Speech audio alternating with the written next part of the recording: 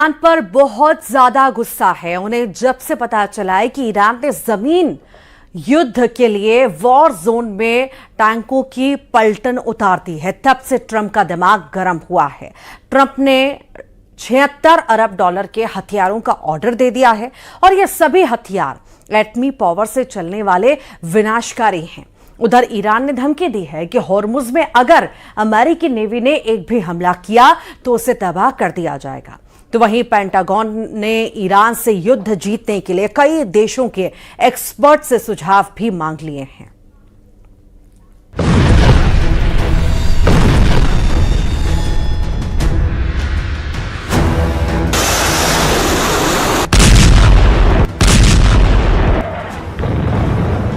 Iran पर लगातार हवाई हमलों से ट्रंप को कुछ हासिल नहीं हुआ है।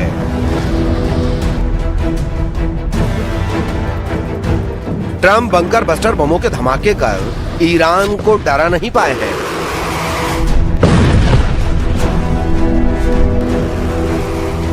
ट्रंप की जमीनी युद्ध वाली धमकी का ईरान बिल्कुल लोड नहीं ले रहा है।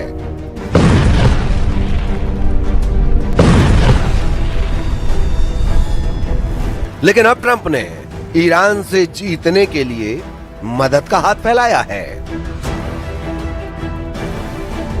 जिस ईरान को ट्रंप हफ्ते 2 हफ्ते में कुचलकर उससे एटम बम छीन लेने का दावा कर रहे थे, अब उसी ईरान से जीतने के लिए ट्रंप ने झोली फैला दी है। ट्रंप आइडिया मांग रहे हैं, ट्रंप जुगत पूछ रहे हैं, ट्रंप वो हथियार जानना चाहते हैं जिससे ईरान का घमंड तोड़ सकें। क्योंकि ईरान के आगे उनके सारे दांव फेल हो चुके हैं।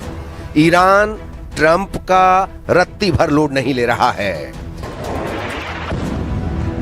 ईरान ने अमेरिका से जमीनी युद्ध का मोर्चा संभालना शुरू कर दिया है। ईरान उन बॉर्डर पर टैंक तैनात करने लगा है जहां से अमेरिका घुसने की कोशिश कर सकता है। ओपन सोर्स रिपोर्टिंग के अनुसार ईरान के अहवाज अबादान हवाई वे पर रूट नंबर 39 से ट्रांसपोर्टर पर T-72M या T-72M1 टैंक देखे गए हैं। ये ट्रांसपोर्टर आर्तेश यानी ईरानी सेना की 92वीं आर्म्ड डिवीजन के हैं, जो खुजेस्तान यूनिट से निकलकर ईरान के दक्षिण पश्चिम इलाके के इराकी और कुवैती बॉर्डर पर भेजे गए हैं। ईरान ऐलान कर रहा है कि जमीन पर युद्ध हो, यही वो चाहता है। ट्रंप की सेना को ग्राउंड ऑपरेशन में पीटने के लिए ईरान के लड़ाके हुंकार भर रहे हैं। यही नहीं, ईरान के कमांडर धमकी दे रहे हैं कि होर्मुज में नाकेबंदी करने की ट्रंप की कोशिश को अब करारा जवाब दिया जाएगा। ईरानी मिलिट्री सलाहकार मोहसिन रिजाई ने धमकी दी है कि अगर होर्मुज में यूएस नेवी ने हरकत की तो उसे उड़ा दिया जाएगा। ما میتونیم محاصره دریایی تحمل کنیم؟ حتما برای ناوهای آمریکا، برای پایگاه آمریکا خطرات جدی به وجود خواهد اومد. یعنی ما دست بزنیم روی دست هم دیگه. ईरान के इसी तेवर ने ट्रंप की टेंशन बढ़ा रखी है, क्योंकि मोहसिन रिजाई ने यह दावा किया है कि अब तक अमेरिका ने युद्ध में सैनिकों की मौत का सच तक कबूल नहीं किया है। रेजाई ने दावा किया कि ईरान के लड़ाकों ने सैकड़ों अमेरिकी सैनिकों का सफाया किया है, जबकि अमेरिका ने युद्ध में सिर्फ 18 सैनिकों की मौत की पुष्टि की है। सुप्रीम लीडर मुस्तफा खामनेई के मिलिट्री एडवाइजर मोहसिन रिजाई के मुताबिक जुलाई में हुए हमलों में ईरान ने सैकड़ों अमेरिकी सैनिकों को मार डाला और सैकड़ों को घायल कर दिया है। प्रेस टीवी ने रिजाई के इंटरव्यू का हवाला देकर दावा किया कि अमेरिका ने हाल के हमलों में ईरान के कुल 650 लोगों के घायल होने और मारे जाने की बात मानी है, जबकि ईरानी सूत्रों का अनुमान है कि लगभग 500 अमेरिकी सैनिक मारे गए हैं। वहीं अमेरिकी सेंट्रल कमांड की लेटेस्ट रिपोर्ट में जॉर्डन और इराक में 4 अमेरिकी सैनिकों की मौत और ऑपरेशन एपिक फ्यूरी में कुल 14 सैनिकों के मारे जाने का अपडेट है। ईरान का दावा सच है तो उसके लिए यह खतरनाक साबित होगा। सुपर पावर अपने एक सैनिक की जान के लिए दुश्मन देश को तबाह कर डालता है। ट्रंप के इरादे भी अब ईरान के टोटल सफाई वाले दिख रहे हैं, जिसके लिए वो अब पुख्ता तैयारी कर रहे हैं।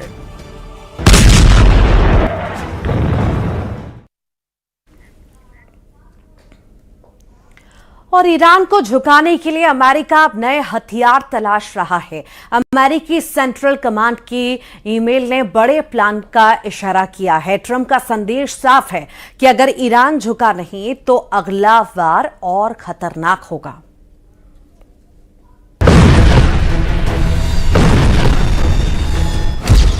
CNN की एक रिपोर्ट के मुताबिक सेंटकॉम के एक खुफिया अधिकारी ने मिलिट्री एनालिस्ट के एक बड़े समूह को ईमेल भेजा है। इसमें कहा गया है कि अमेरिका ईरान पर दबाव बनाने और उसे सजा देने के लिए नए और गैर परंपरागत तरीकों की तलाश कर रहे हैं। हालांकि पेंटागन के एक्सपर्ट्स की तरफ से भेजे गए ईमेल में रणनीतियों के लिए क्राउडसोर्सिंग और ब्रेनस्टॉर्मिंग करना बेहद असामान्य है।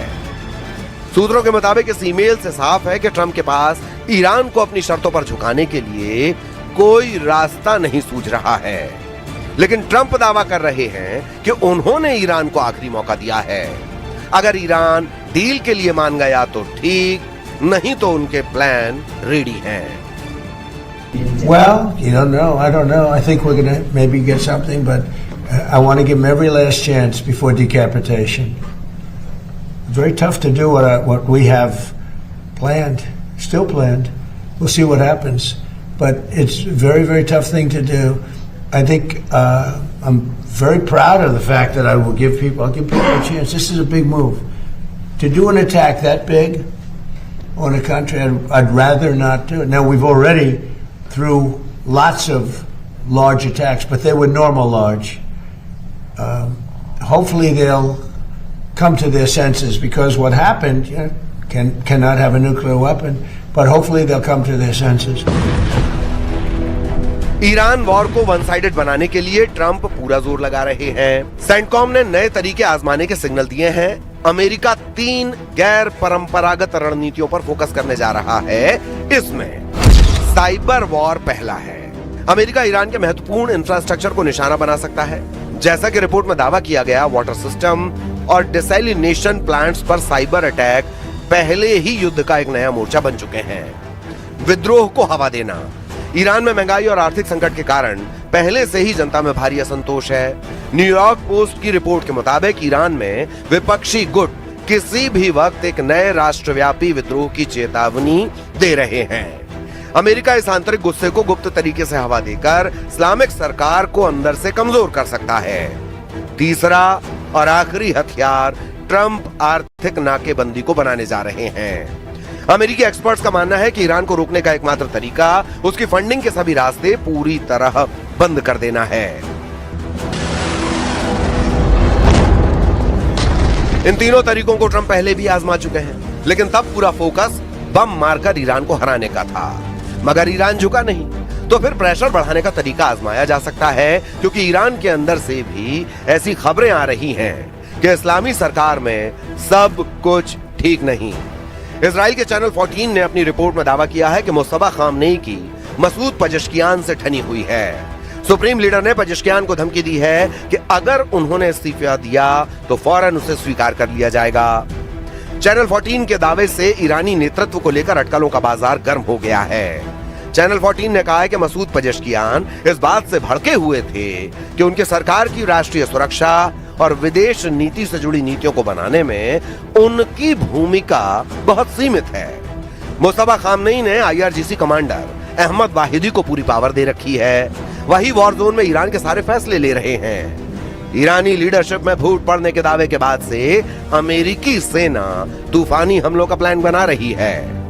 ट्रंप ने हथियारों से ईरान को तोड़ने के प्लान को एक्टिव कर रखा है। उन्होंने अमेरिकी नेवी के लिए 14 नई पनडुब्बियां बनाने के लिए $76.6 अरब का ऐतिहासिक समझौता किया है। इस डील में कोलंबिया क्लास की 5 परमाणु बैलिस्टिक मिसाइलों से लैस सबमरीन बनाई जाएगी। ट्रंप ने एटमी सबमरीन का contract general dynamics electric board GDEB को दिया है। रिपोर्ट के मुताबिक इन कॉन्ट्रैक्ट्स में वर्जीनिया क्लास की 9 परमाणु अटैक पनडुब्बियां बनाने का काम भी शामिल है। यूएस नेवी ने कहा कि वर्जीनिया क्लास पनडुब्बी एक प्रमुख टैक्टिकल स्ट्राइक और मल्टी मिशन प्लेटफॉर्म है जो समुद्र के नीचे दुनिया भर में लगातार दबदबा बनाए रखती है। IISS की ताजा रिपोर्ट के मुताबिक अमेरिकी नौसेना के पास कुल 65 से ज्यादा एक्टिव परमाणु पनडुब्बियां हैं। नई 14 सबमरीन की पावर जुड़ने के बाद यूएस नेवी कितनी खूंखार होगी अंदाजा लगाना मुश्किल है।